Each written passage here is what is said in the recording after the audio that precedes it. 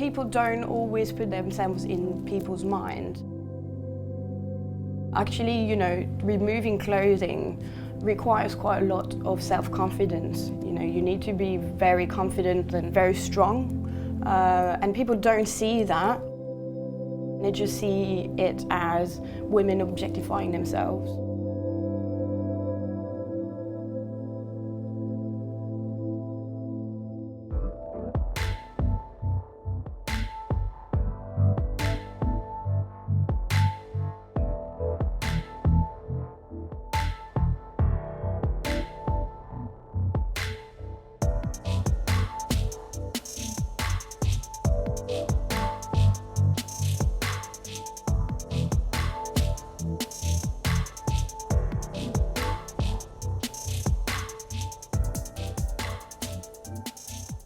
I had just finished my master's degree in cancer therapeutics, and which cost me about 10 grand from a Barclay loan.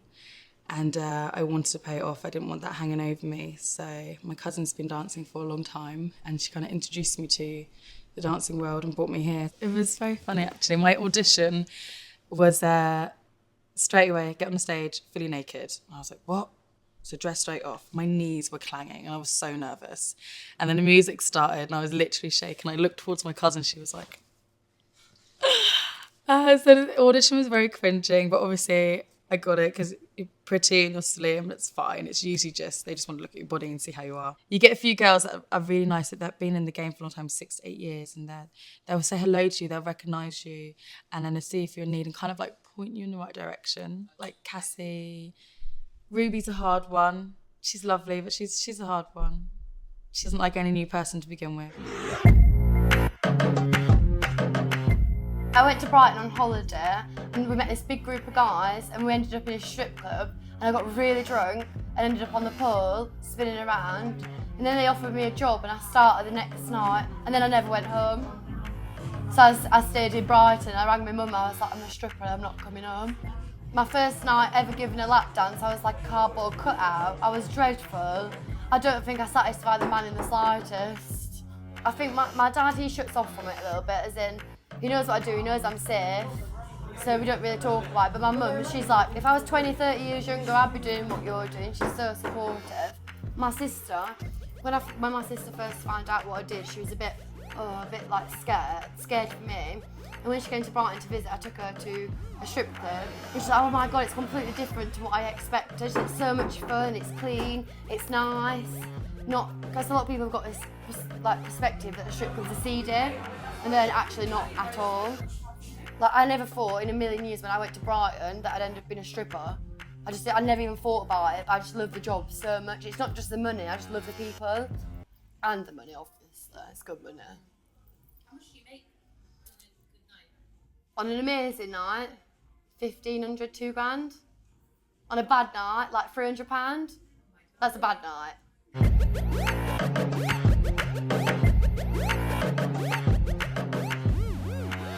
During my whole time studying, I'd lock myself up and I'd study very hard, but I was very destructive when I wasn't studying, so drinking a lot and just going crazy and going out all the time. So when I started here, it was kind of a playground for me. And I would drink a lot and it was a bit of a mess. Drinking was just normal for my age, especially being at university and the town that I'm from. You know, drinking to that extent and not knowing what you're doing or who you are, that's just normal. So I would do things like nearly fall off the stage, nearly fall off the pole. I'd be so drunk, I'd be in my high heels, I would literally drop on the floor or fall off the stools. And it was so embarrassing and so bad. And I kind of had a flashback. And one night I saw another girl and she was so drunk and I was like, that's scary. And my friend turned to me and said, you're 10 times worse than that. Yeah, January last year, I thought, you know what, I can't keep doing this. This is destroying my soul. I need to do something with my education. So I quit and I got an office job for 2 months. I kind of got offered this office job and it was for a healthcare company. And I was employed for part of the cancer team, so I was a junior executive, and I thought, okay, this will be great. I'm 25, I need to get work experience. I can do dancing on the weekends to pay up back all my loans. The people, everyone was so negative, and I could feel that, I felt that, and it really brought me down, you know, being stuffed into a tube where you can't breathe and your face is pushed up to the wall. And I was there for a few months, and I was like, I would rather take my clothes off for money. So there are various different forms in which like the dancers will get their money. So let's say they're going for a dance, then if the client has got cash, then it'll give them cash. So like typically one song is £20, but then if it's by card, it's 24. We also have tipping dollars. So like, you know, in the strip clubs in America when they're like making it rain. So it's like, it's not the same, but it's like, well, it is kind of similar. So you can convert it into real cash. So one tipping dollar is like £1 that can then be converted at the end of the night. Sometimes they think they can buy your time. So if you're sitting down with them, they'll be like, okay, here's £20. Do you know what I mean? Well, not just like that, but they just want you to stay with them. I think people come here to be like comforted to an extent. They want to talk to people, so sometimes they don't even want to dance. So then they just they want your time. But you do get a lot of men. It's so funny because you get men that come in and they'll say, oh no, sorry, my wife's so beautiful. She's, oh no, why do I want to dance with you? And I was like, well, why the hell are you in here then? If your wife's so beautiful, why are you not at home with your wife? Do you know what I mean? Oh, the best one the other day, this guy said to me, you look like my sister, I can't have a dance with you. It's like, why would you even tell me that? Yeah, why would you even say that to me? That's just completely wrong. But you should hear the excuses they can't have. Oh, I can't do this because of this, or I can't do this because of that, or you like my sister, or you do this, or do that. It's like, for God's sake. Well, no, the worst one, sorry, I got to say the worst one, sorry. About 4 or 5 years ago, some guy in the middle of a dance with me said, I've got to go, pay me, goes, you remind me too much of my daughter. Yeah, that was fucked up, and that's when I thought, that's odd. Why would you actually say that? You like my daughter, I'm sorry, you're a stunning girl, you're beautiful, but you remind me of my daughter, I've got to go. And I was so like, why have you even taken me for a dance in the first place? You suddenly got a guilty conscience. I told you about that, didn't I? Yeah, I told you about that. I was still living with you, I think, wasn't I? Yeah. Wrong daughter. Oh. Initially, you didn't want to really be in a documentary. You didn't want your face to be shown or anything like that. Why? I think I still had the idea, like, okay, what if I did want to go into kind of medical career or profession, and what if people were to see it and what would they think? I thought, am I being stupid by saying yes to doing the documentary, and do I want to think about the future and how it may affect me?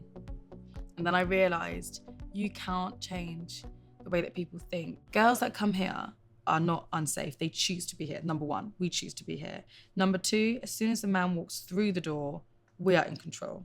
And you do get some girls that are very young and are here with their other girlfriends, and that's where the pressure comes on, let's go and just get money, and they don't really want to be here. And they're not in the job for that long, they realise it's not for them, and they change their career path.